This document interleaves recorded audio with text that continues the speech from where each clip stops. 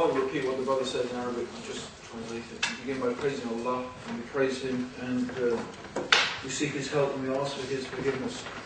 And we seek refuge with Allah from the evil of ourselves and from the evil consequence of our evil actions. Whomsoever Allah guides, there is none to misguide, and whomsoever Allah leaves to go astray, there is none to guide. And I testify that Allah alone is worthy of worship, and that Muhammad sallallahu alayhi wa sallam is the messenger of Allah, His final messenger. And after that, the best speech is the book of Allah, and the best way is the way of Muhammad. And the worst of all the things, or the worst of all the affairs, are those matters that are newly introduced into the religion. And that every matter that is newly introduced into the religion is a misguidance. All the misguidance is going astray, and all the going astray is in the fire. The Prophet Muhammad sallallahu alaihi wasallam said in a really poignant and beautiful hadith, "What do I have to do with this world? What do I have to do with this world? I am like a traveller on a long journey who takes rest underneath the shade of a tree and continues on his journey." The Prophet Muhammad, may God's peace and blessings be upon him, was truly an extraordinary human being. And one of the evidences that we could use to help establish in the hearts and the minds of people that this man was truly what he claimed to be, a prophet of God. Not a liar, not a deluded person, not a deceiver, not an opportunist, but truly a truthful caller to Allah's way. One of the evidences that we can use is the almost complete lack of worldliness of the Prophet Muhammad. Even though married to Khadija, one of the noble women amongst the Arabs, and one of the wealthy women amongst the Arabs, although the Prophet Muhammad himself is from noble birth, his actual immediate family was not very wealthy, but Khadija was extremely wealthy, and the Prophet Muhammad had in fact proved himself as a very good tradesperson.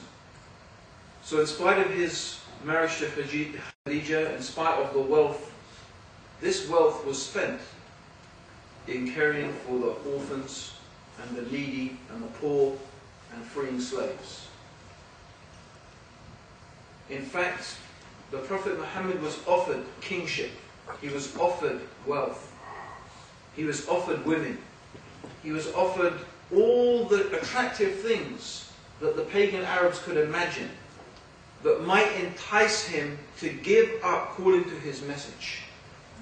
So they invited him to the luxuries of the world, leadership and power, wealth, sexual enjoyment.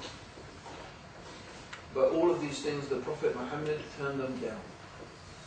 He said to them, "If you give me the moon in one hand and you give me the sun in the other, I would still not give up calling to this message." There is an incident when Umar, who was the close friend and companion of the Prophet Muhammad and the second rightly guided caliph of the Muslims after the Prophet Muhammad's death, there was an incident when Umar came to the roof where the Prophet Muhammad used to sometimes rest and sleep. And when Umar arrived, the Prophet Muhammad sat up, and Umar could see the marks on the arm of the Prophet, that the reed mat had left an indentation in the Prophet's arm. He used to sleep on a reed mat. And Umar began to cry. He said, "O Messenger of Allah, you are God's Prophet, you are God's Messenger. The kings and the emperors of Persia and Rome, they recline on cushions and fine beds. But you are the messenger of God, and you are sleeping on a reed mat and a cushion that is filled with the fibers of a palm tree. And Umar said, and the Prophet Muhammad said to Umar, O Umar, do you wish that God will forward to me the good things in this life and leave me nothing for the next? This is the messenger of God. This is Muhammad, sleeping on a reed mat. When he died, he left nothing. Nothing except the clothes that were on his body and a few pots that were in his house that they used to cook from. He didn't leave dinar or dirham, not a penny. And this was a man who commanded a nation of people. By the time of his death, they had conquered the whole of Arabia. The governor of the Muslims was in Yemen. Yemen, from where the spice and incense trade went, the frankincense. This is a man who could have lived in any type of luxury he liked, yet this is how he died. And his companions followed that example, because they realized that this world is nothing. They were travelers, like strangers, and they lived like travelers, and they lived like strangers in this world. Because what did they have to do with it and its pleasures and its delights? The only reason, the only thing that we need from this life are good deeds. Because that is what is going to be weighed up for us on the scales when we meet our Lord on the Day of Judgment. And that's what is the meaning of the saying of the Prophet ﷺ. What do I have to do with this world? You see, a traveller on a long journey needs to take rest. If you're on a long journey and you don't rest, then what will happen? You'll fall off your horse, you'll fall off your camel, you'll crash your car. You can't just keep on driving or riding indefinitely. In order to reach your destination, you have to take rest. In order to reach paradise, we have to spend some time in this world. But it's not to rest, but to get what we need. And what we need are good deeds. But many people are deluded. Many people are taken in. They are confused by this dunya.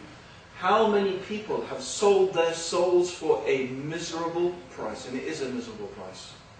Because what they have sold is their akhirah. What they have sold is paradise. What they have sold is the goodness in the life to come. And they sold it for what? A pittance. And the pittance they sold it for is this world. The Prophet Muhammad, once he came across the rotting carcass of a dead goat. He said to his companions, who will buy this for me? Who will buy this from me for 1 dirham? They said, O Messenger of Allah, we wouldn't buy it from you for less than that. And the Prophet said, verily the world in the sight of your Lord is more worthless than this rotting carcass is in your eyes. So people have sold the eternal delight of paradise for the rotting carcass of a dead goat. Not only that, we're fighting over it like dogs. Fighting over it, killing each other over it. How are those people going to stand? How are they going to stand? How is Bush and Blair, how are they going to stand in front of God on the Day of Judgment, having slaughtered so far over 100,000 human beings just in Iraq? I mean, you know, I won't get carried away with this. How? For what? For oil, for dunya, for this pathetic world. And how long are we here? You see, no one's going to live forever, brothers and sisters. That's the reality. No one is going to live forever. You are going to die, and I'm going to die. And it could be soon, or it could be sooner, because that's all it is. It's soon or sooner. There's no later. Because your life, however long you live it, is going to be ended too soon. Sooner than you can imagine. You know, my son is, in a couple of years' time, my older son, he's going to be sitting, maybe, in a chair in some university like you guys are. A couple of years. I remember when my child was lying, a little baby, on my chest. My first child. And I remember that I couldn't sleep at night because I was thinking, is he breathing or not? You know, I was worried that he's going to stop breathing. And now he's a big lad with a moustache. Just like that, brothers and sisters. It's just like that. I've been talking to people like you for 19 years. It just seems like yesterday.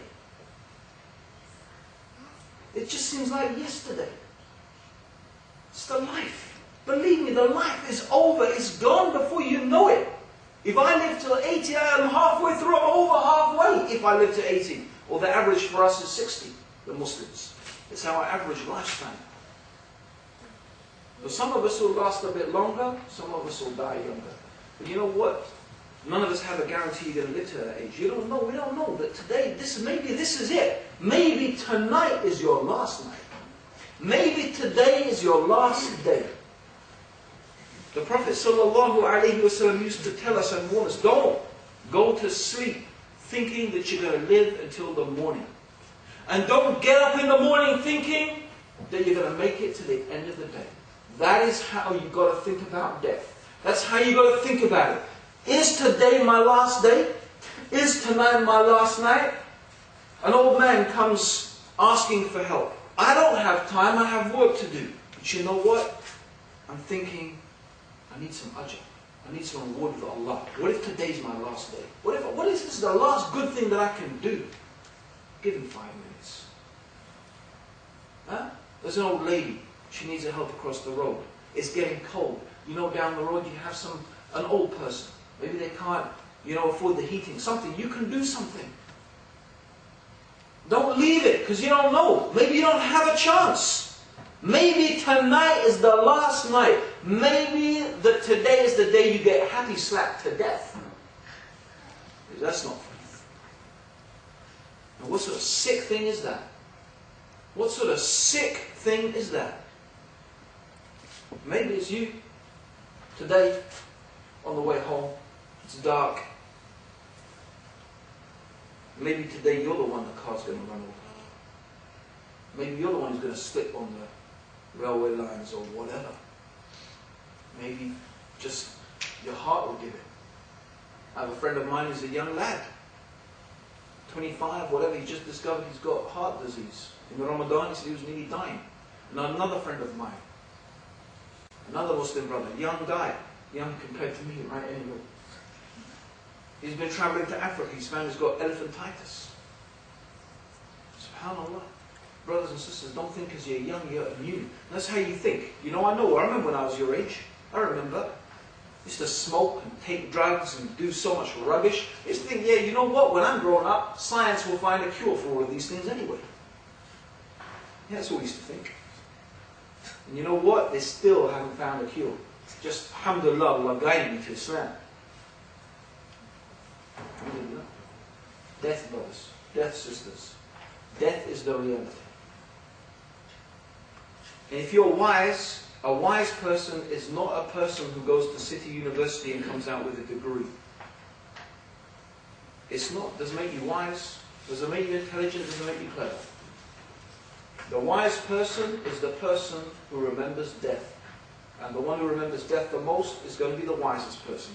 Because you know what? The more you remember death, the more likely you are to make the right decision in life. Because if you're just going to be thinking, what am I going to say when I meet Allah on the Day of Judgment? How is this going to impact me and my grave? Is this going to take me to paradise or the hellfire? If you think like that, you'll always make the right decision. So the wise one is the one who remembers death.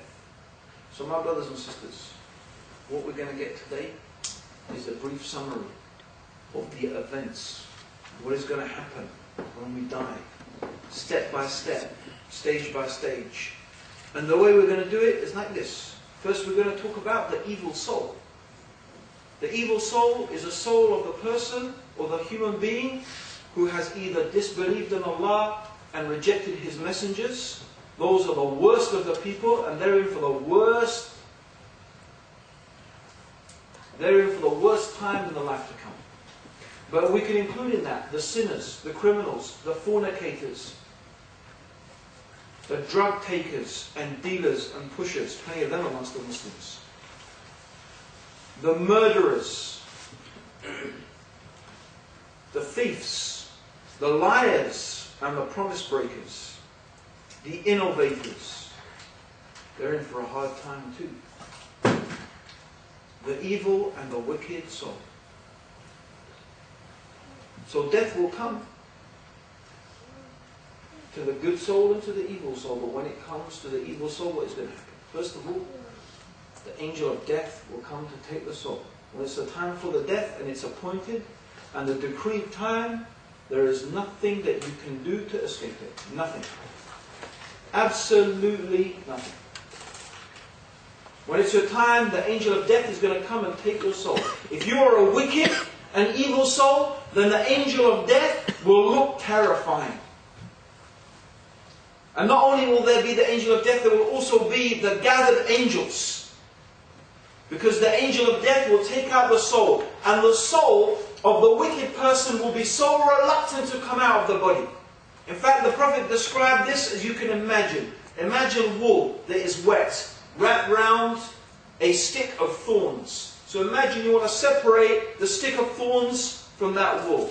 Can you imagine how you're going to tear the wool? That is how the soul will tear the vein. It will cling to the body and it will have to be torn out of the body like that. Because this evil soul does not want to leave the body. From the moment of death, the reality that is ignored all its life is come home. It doesn't want to leave. But the angel of death will rip it out. And the gathered angels also, in the most terrifying appearance, will take this soul and they will wrap it in a cloth that is coarse and it stinks. A most awful stench. And even the soul itself will stink. And these angels will wrap it layer and layer in this coarse and stinking cloth. And then this soul will be taken up through the heavens. And as it's been taken up through the heavens, the inhabitants of the heavens will call it by every wicked name that it was known by in this earth. You lying soul, you cheating soul, you disbelieving soul, like that. And when it gets to the highest heaven, it will be sought permission to pass. It will not be given. In fact, it will be ordered to be thrown down to the torment in the grave. And this soul therefore will be thrown down back to its place in the grave. Then, two angels will appear. Their names are Munkar and Nakir. These angels will sit this soul up in the grave and they will begin to interrogate it. Interrogate. There is no escaping their interrogation. And they will ask three questions. The first question will be, who is your Lord? Who is your Lord? And this soul will let out a cry of pain. Ah! I don't know. They will ask the next question. What was your deed? What was your way of life? What was your religion?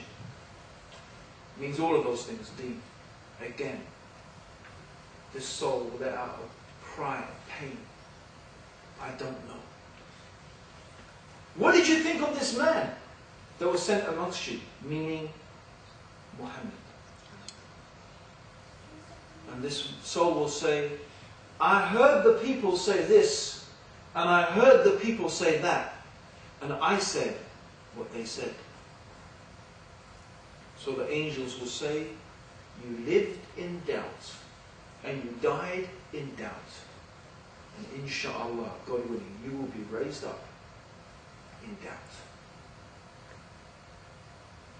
And then a man will come with a hammer. If this man was to strike, this man is deaf and dumb and blind. If he was to strike a mountain with this hammer, it would turn it to dust. And he will strike the soul of this wicked person, and it will let out a scream from the pain of this blow that will be heard by every creature except men and jinn. And the soul and the grave of the soul of the wicked person will begin to constrict on that person, so much that their rib bones will crush each other. And then it will be shown to this person a window in the grave. A window in the grave. And this window will be a window to paradise. And the voice will say, this would have been your place in paradise if you had been good. And then that window will be closed. And a window will be open to hellfire. And it will be said, this is your place in hellfire. And then some of the heat and the smoke and the stench of the hellfire will come into the grave. And this person will begin to pray. He will begin to make dua. He will begin to ask, oh Allah, don't ever let the day of judgment come.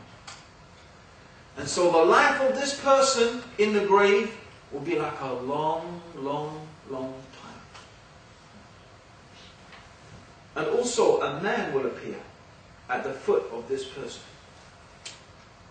the wicked soul. And the man will look, or the woman will look, the evil soul will look, and they will say, who are you? Because you abode an evil end. And the man will say, I am your deeds. And he's ugly, his appearance is ugly, his clothes are tattered. He said, I'm your deeds. He said, I only found you very slow to obey Allah and very quick to disobey Allah. And may you have a wicked end. And so the life of this person in the grave will be a life of suffering and torment. Eventually the day of judgment will come. The day of judgment for the disbeliever and for the wicked soul is one day like 50,000 years. Yawm al-Qiyamah. It will be a day of terror and a day of fear. People will be resurrected physically, not just their souls but their bodies.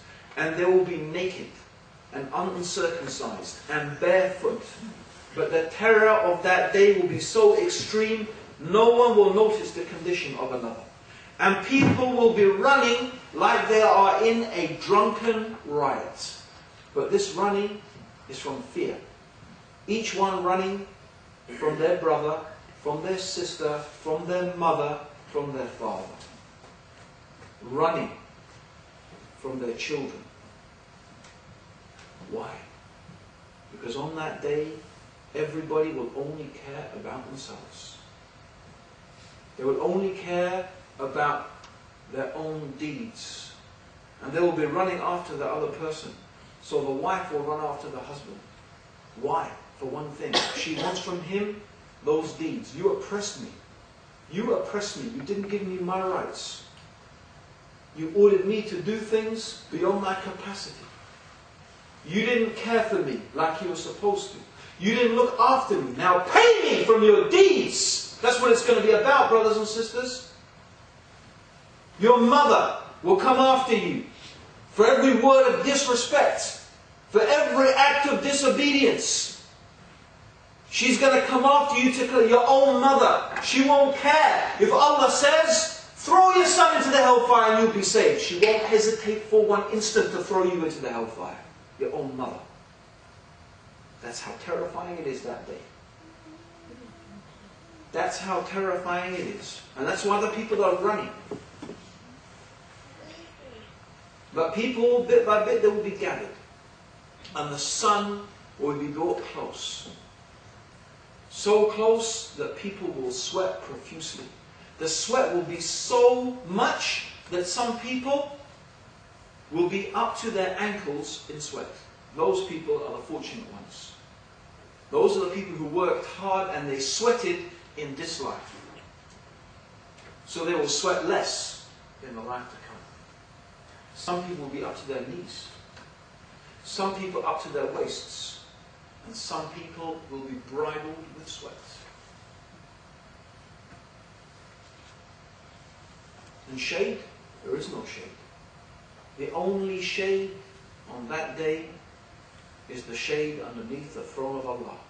And no one will be allowed under that shade except those whom Allah permits.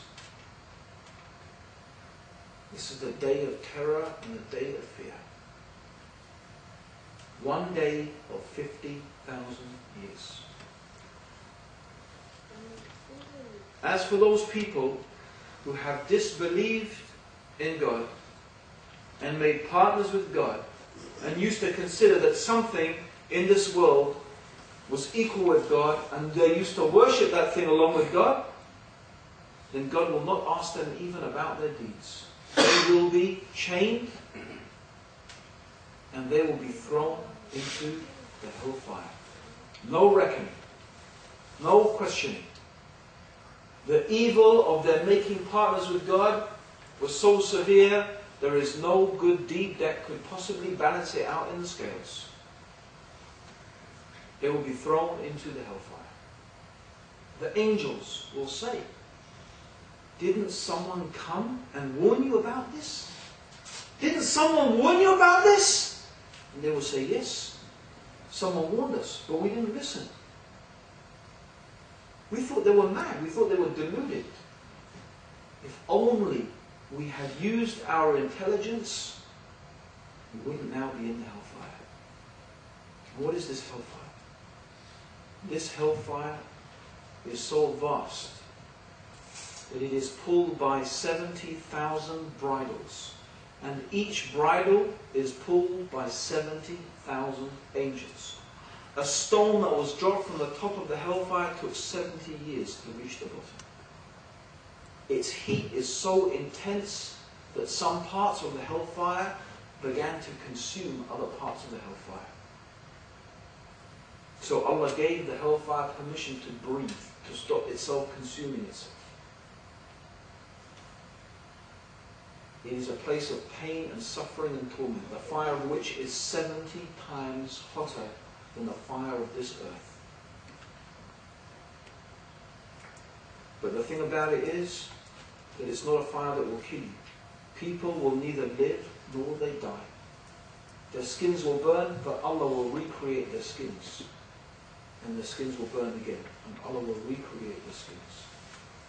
That is so that the people can continue to experience the torment. Imagine 50,000 years. The sun bore close. Then you're thrown into the hellfire.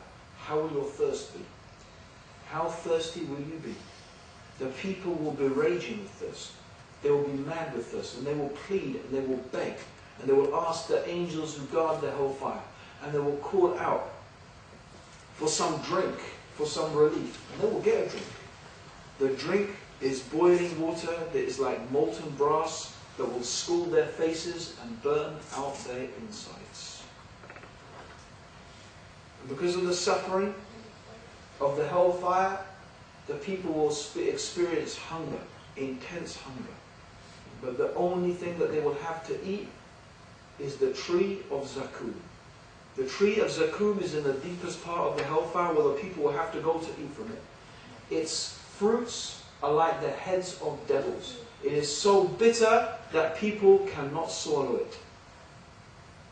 But it is all they will have to eat, and they will be forced to eat it. But the bitterness of the fruit will only intensify their thirst. So they will drink from rivers of pus. The rivers of pus come from the wounds that are flowing out of the people. The people's wounds are flowing with pus and then make rivers. How long will this last? How long will this punishment last? It will last forever. It will never, ever, ever end. In fact, on the Day of Judgment, Allah will say to the people of hellfire, Allah will bring a ram. And Allah will say to the people of hellfire, do you recognize this? And they will stretch their necks. And they will say, yes, my Lord, it is death. And Allah will slaughter the ram. And there will be no more death. And because of that, the people of hellfire will fall into even deeper despair.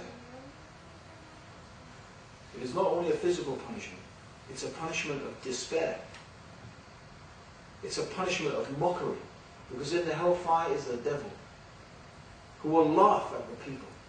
Even though he himself is suffering, he will laugh at them and mock them. This only increases their torment. He will laugh and mock them that you listen to me. And I made false promises and you accepted them. And God made you true promises and you rejected them. And he will mock the people. There is no pleasure, no happiness, not a trace of it. Nothing except misery, anger, hatred. This is the hellfire. On the Day of Judgment, Allah will take the man who had enjoyed the most in this life, had the most pleasure and the most enjoyment in this life, and Allah will dip this man into the hellfire and take him out. Allah will ask him, did you enjoy the life? He will say, oh my Lord, I don't remember enjoying anything of the life. So it doesn't matter what your worldly pleasures are, they will avail you nothing. The memory of them will not even exist due to the pain and the suffering in the hellfire. There is no respite. The hellfire is the kindled wrath of Allah, the kindled wrath of God. In its purest form. And Allah will leave the people there and He will forget them. He will forget them as they forgot Him. As the people forgot to remember Allah in this life, Allah will forget them and will not care about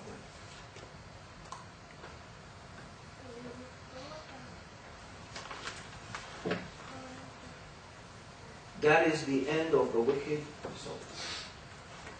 How about the good soul, the pious soul? Well, when the good soul dies, as the Prophet Muhammad told us, this world is a paradise for the disbeliever and it is a prison for the believer. Sijjul mu'min, dunya al-kafir. It's a prison for the believer and it's a Jannah for the kafir. So when the angel of death comes to take the soul of the pious believing servant, this is like something that has been coming for too long. We've been waiting for it too long. And how will the soul come out of the pious person? You know, if you ever see a leaf and from it in the morning there is a drop of dew, and you know, you just touch the leaf and the dew falls in the pot. That's how the soul of the believer will come out. That is how it is hastening to come out of this body of this life. And the angel, which is beautiful in appearance, will wrap this soul in a sweet-smelling, soft cloth. And the angels gathered, they will wrap this soul in a sweet-smelling, soft cloth. And this soul will be taken up through the heavens.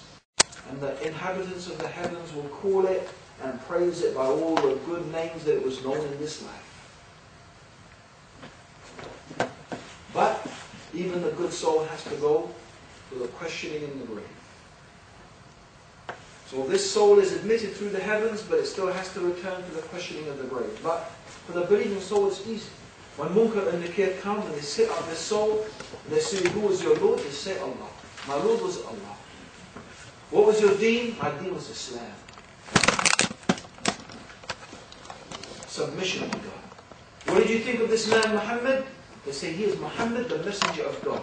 How did you know? He said, I read the book of Allah. I read the book of Allah and I believed in it. So the angels will say, you lived in certainty, you died in faith. So inshallah you'll be raised in faith. And then the soul and the grave of the soul will become like a garden of paradise. Although before the soul will be shown a window that will show the place in hellfire. This would have been the place in hellfire if you had been bad. But that will be closed and a window to the garden of paradise will be opened. And the grave itself will become full of light and sweet scent. And this person in the grave, the soul in the grave, will start to make dua. Oh Allah, let the day of judgment come. Let it come. And the life in the grave will be short. And the day of judgment itself will be like between the two prayers. Like between the Asr and the Maghrib. Will be a short time. But the day of judgment, we have to say, even for the believing soul, is a serious day. Even for the believers, the day of judgment is a serious day. There are some very important events. And these things, by the way, are only for the believers. Those people who have disbelieved, they're already in hell. They're not questioned. The people who will be questioned are the believers. They will be asked about their deeds. Because there are people who believe but did evil actions. And there are people who believe and they did good actions. So now for the believing soul, everything will be easy. Allah will question the believing soul. And it will be a light questioning.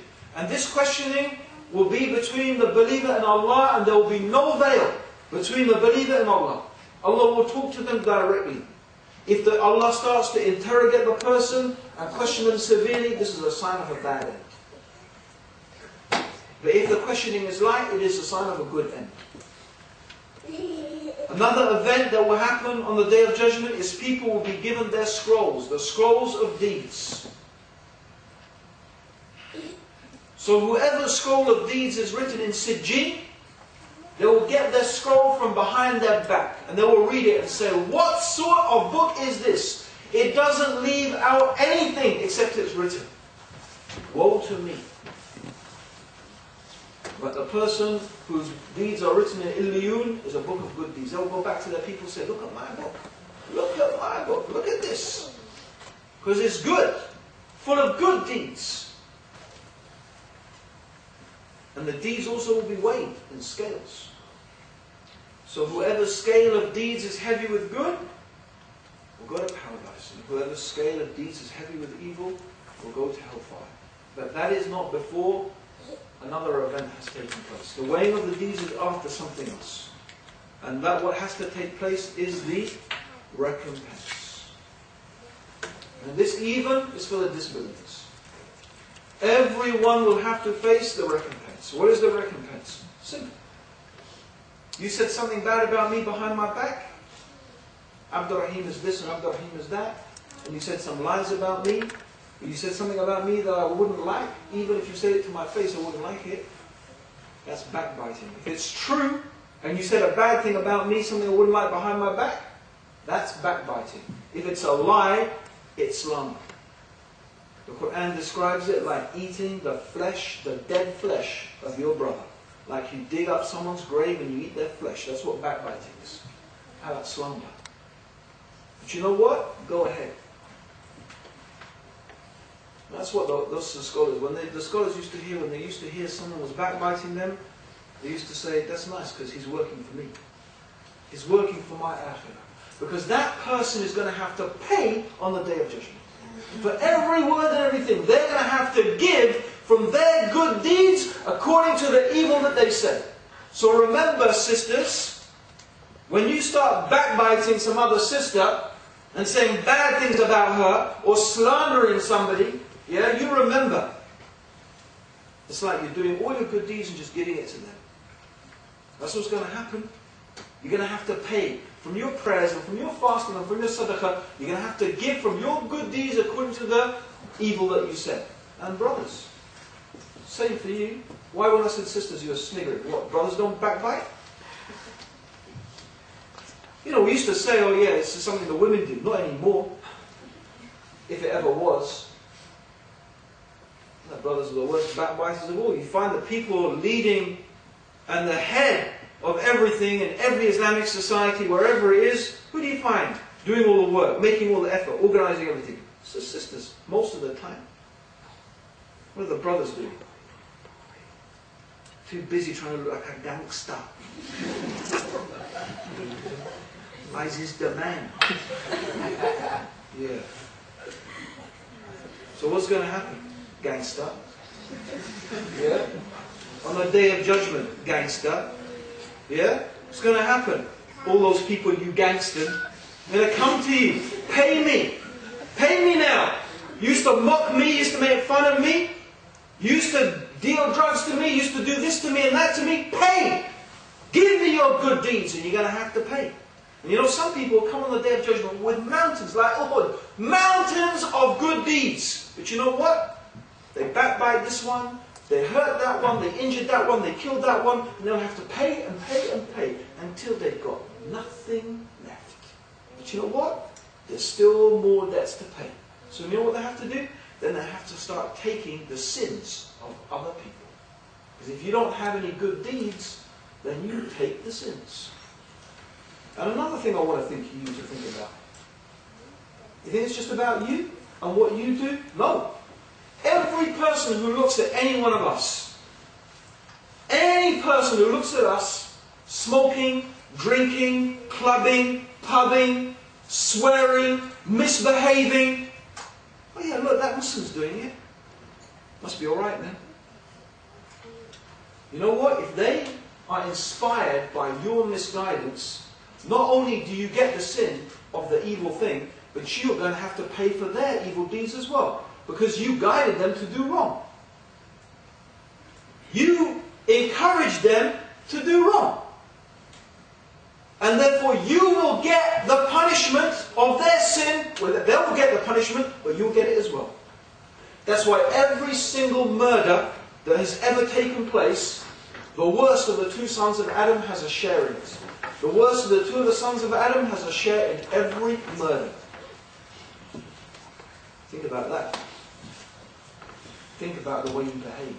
Think about what you say and what you do. Every time you lie and you cheat and you steal, and someone knows that's a Muslim doing that, you're going to pay. And every person who follows you, and every person who follows them because they followed you. And what if it goes on for 100 generations? You have to pay for all of that. How about if you inspire someone to do good? You inspire them. You guide them to be Muslim. You know what? Then you get the reward. Every time they pray, every time they fast, you get rewarded. When they have kids and their kids pray and their kids fast, you get rewarded for that too. What do you want to do with your life, brothers and sisters? You want to reap the rewards? We're going to pile out the bad deeds. You got a problem with your Muslim brother and sister? You better sort it out right now. Believe me, you better sort it out now. Because if you don't sort it out now, then there is a bridge that is thinner than a hair and sharper than a sword that is stretched over the hellfire. And there is not one of us except we're going to have to walk across it. That's if we die Muslim. That's if we die Muslim. We have to cross the sirat. Thinner than a hair and sharper than a sword. Some people will go like the blinking of an eye. Some like lightning. Some like fast horses. Some running, some walking, some crawling. And some will be pulled into the hellfire. But two people, two Muslims, they had a problem with each other. If you didn't sort your problem out in this life, this is a dunya problem, right? If you didn't sort it out in this life, you will have to wait on the bridge until you sort it out. You will not pass, you will not be able to go. You have to wait there until you have resolved your problems. My brothers and sisters, resolve your problems now. get forgiveness from your Muslim brothers and sisters now. Because a day will come soon where there is no money to exchange. There is no seeking forgiveness from people. The only thing on that day you're going to exchange is your deeds. So make your amends now, my brothers and sisters. Because the time is coming very soon when you won't be able to do it. You're just going to pay with your deeds. But you know, for the true believer, there's going to be a time, the day of judgment, like I said, will be smooth. Because the Muslim is the one from whose tongue and hand the Muslims are safe. The Muslim, the character of the Muslim is the one who does not abuse with his tongue or with his hand the other Muslims. It's the characteristic of the believer. In fact, not only that, you won't even find true believers getting involved in useless arguments, let alone something worse than that.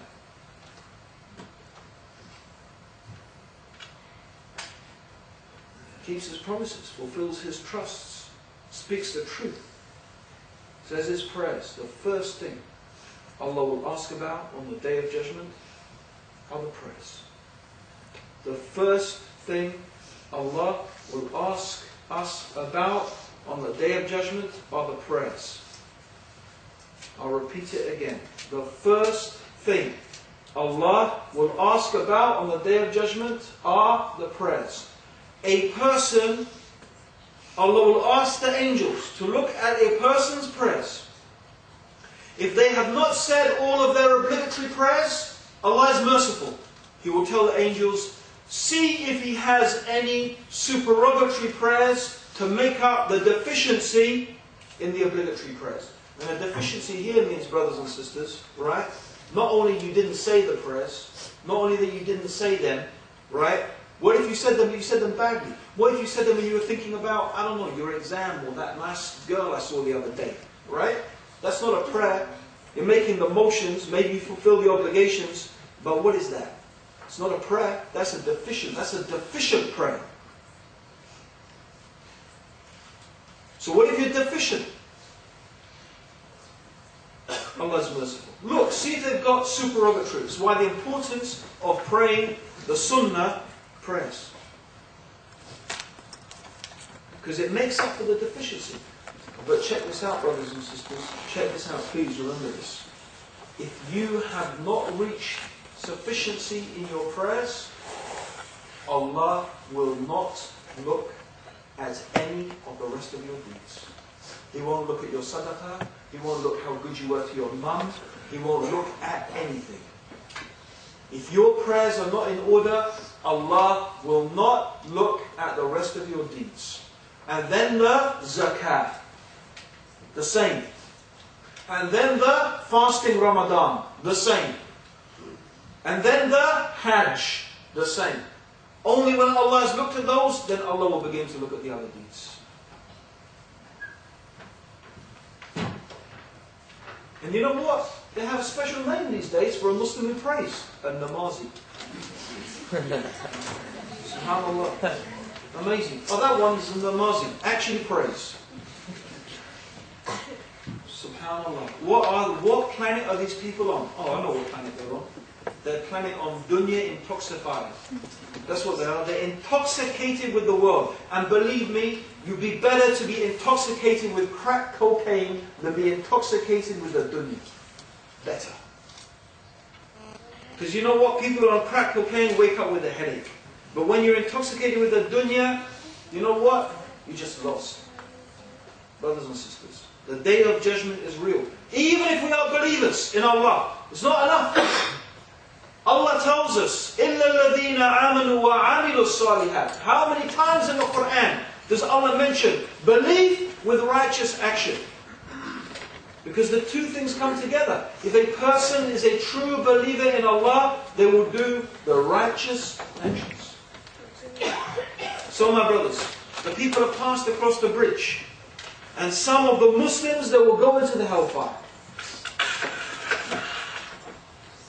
Don't think Like some people say, oh, okay, so I'll go to the hellfire for a bit. Remember about that person who's dipped in the hellfire, couldn't remember anything good. You don't want to go to hellfire, even for a millisecond. But some people are going to go. So where are they going to go? Believers. And then the people will pass across the bridge, and they will gather outside the gates of paradise. And then Allah will give permission for the Prophet Muhammad sallallahu alayhi wasallam to intercede. And in fact, not only the Prophet Muhammad, all of the prophets, they will intercede for their people. And the righteous, and the truthful, and the scholars, and the martyrs, okay, those people who died and gave their life, they will have the right to intercede. And they will intercede for their people, from their relatives and their friends and the people they know. They will intercede for them. Oh Allah, they used to pray with us. They used to fast with us. They used to make pilgrimage with us. And Allah will give these people protection, and they will go into the hellfire, and He will give them permission to take out everybody who has a mustard seed's worth of faith. And then after that, the intercession will continue, and they will take out the people who have an atom's worth of faith. And when all of the intercession has finished, then Allah will say, the prophets have interceded, the truthful have interceded, the martyrs have interceded, and Allah will take out from the hellfire a handful of people who did no good deeds. And these are the people who have been saved from the intercession of Allah. These people who come out of the hellfire will be known as Jahannamis, and they will come out burnt like charcoal. And they will be cast into the river of life. And when they come into the river of life, they will become whole again. They will be known as Jahannamis. That is the people who used to be in the hellfire. Paradise, my brothers and sisters, there are 7 gates to paradise. Each one is like the width of, from Yemen to Hadramaut, maybe, 2, 3, 4, 500 miles, massive. That's each gate. And each gate will be full. People will be pressing so much they will be squashed up going through the gates of paradise. And a person will go to their house in paradise like they went to their house in this life. Like you know where your house is in this life, you'll know where your house is in paradise. What is paradise, brothers and sisters? What is this beautiful place? It is a place of rivers, rivers of milk, rivers of honey, rivers of wine. Not like the wine of this life. You drink too much of it, it gives you a big hangover, and you behave like a monkey. Okay? No. The Quran clearly states that this is a pure wine. This is a wine that does not intoxicate and befool and make the people stupid. It is a pure wine. Rivers flowing through paradise. Gardens, shade of the trees, fruits close at hand, thrones, cushions of silk, clothes of silk, green silk and gold brocade. Served by youths like scattered pearls of perpetual freshness. Things in paradise, everything that you could want. Everything that you could want. Physically, and all the men in paradise, let's not be shy. The firm-breasted, wide-eyed virgins of paradise. Yes, she is so beautiful. She is so beautiful. The Hur al-Ain of paradise is so beautiful. These are the maidens to whom the men in paradise will be married to them. So beautiful that if one tear was to fall from her eye into the oceans of this world, the whole of this world would smell of a beautiful perfume. So pure. Their crowns, just one jewel from the crown would give light to the heavens and the earth. See, paradise, the next life, brothers and sisters, how can we think of it? You can tell that, the language that Allah and His Messenger talk to us, it's a real place, but it's something almost like a different experience. And these are the delights of paradise. And you know, no jealousy, no hatred, no envy, no greed. And I know the sisters are probably wondering, what's all this with the brothers in the Hur al-Ain? Okay? Well, the news for the sisters is they will be more beautiful than the Hur al-Ain. They will outshine the Hur al-Ain in their beauty. Yeah, that's right. So if those Hur al-Ain are beautiful, how are the people in paradise, the women in paradise going to be? Okay, yeah, the reward in paradise is for the men and the women. It's not just for the men, it's for the women too. Whatever you can imagine, whatever your heart's desire is going to be there. And you won't feel jealous. No, now maybe you're feeling jealous. Right? You won't feel jealous in paradise. You're not going to feel jealous in paradise. It's just nothing but happiness and peace. That's it. You know what? And the Quran says something, subhanAllah, really, there's such a beautiful thing about paradise. And Allah will say to the people that I am pleased with you and I will never again be displeased with you. You see, subhanAllah, all our misery in this life comes from doing things that are displeasing to Allah. That's the fact. That's what makes you miserable. A person is miserable because they're living in disobedience to Allah. But in paradise you can never disobey Allah again. Never. There's no forbidden fruit. No, you can never disobey. Allah will be pleased with us forever and never be displeased with us.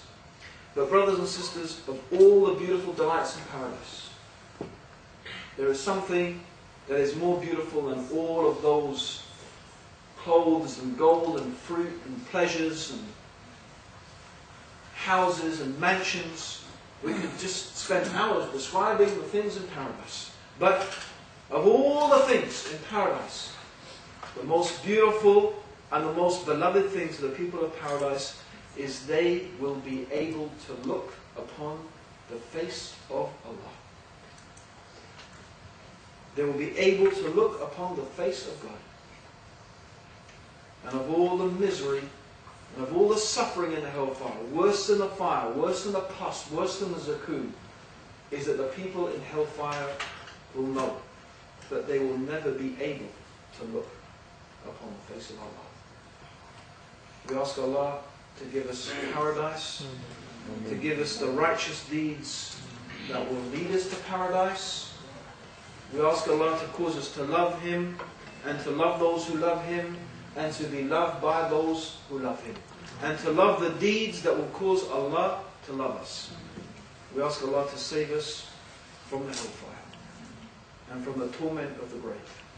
Allahumma salli ala Muhammadin wa ala alihi wa sahbihi wa sallam.